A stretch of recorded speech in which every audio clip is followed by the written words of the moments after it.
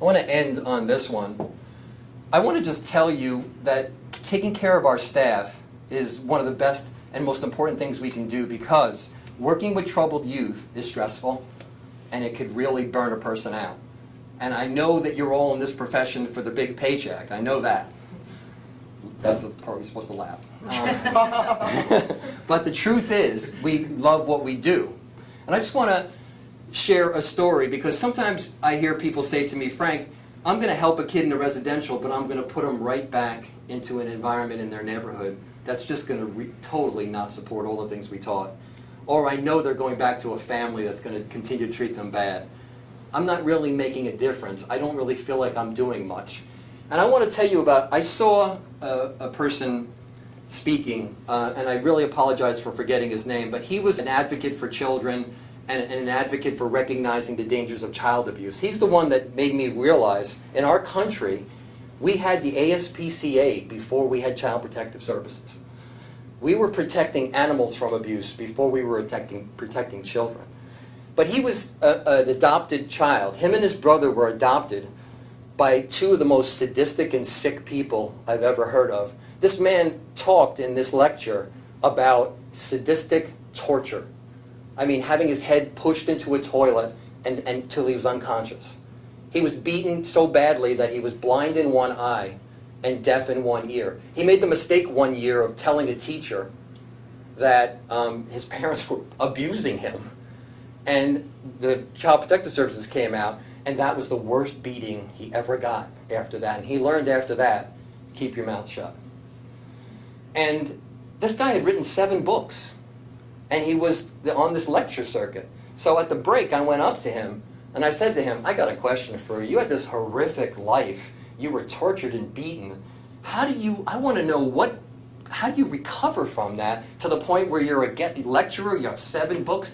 I mean, he's accomplishing way more than I was, and I didn't have that horrific life. And he said, after the break, I'm going to tell you. I'm going to tell you all. And I was like, I can't wait.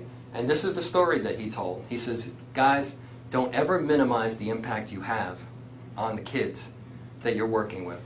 Because I want to tell you a story about my 5th grade teacher. He said, every day I go into school and I have bruises all over my body.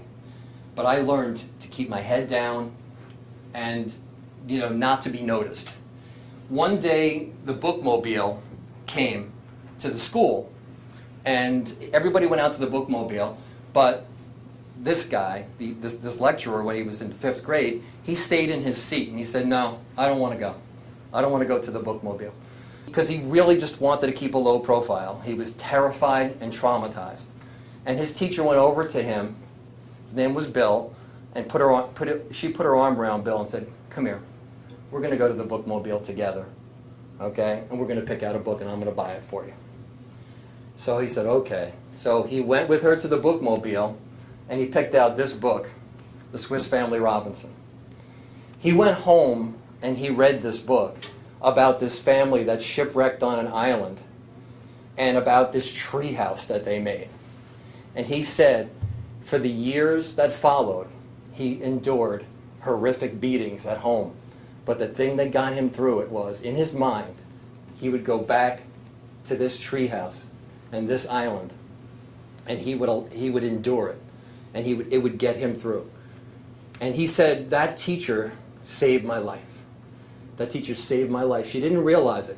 And he says, I want to go back and tell her that moment of putting your arm around me and bringing me down to the bookmobile and letting me lose my pain and my suffering in this treehouse changed my whole life. So please don't minimize what you do. It could be a conversation. It could be the patience you show sometimes when a child is really pushing your buttons and you blow their mind by not aggressing, by not just being there for them. And you guys do so much more than that. So I want to close on that and thank you for all of your attention and time.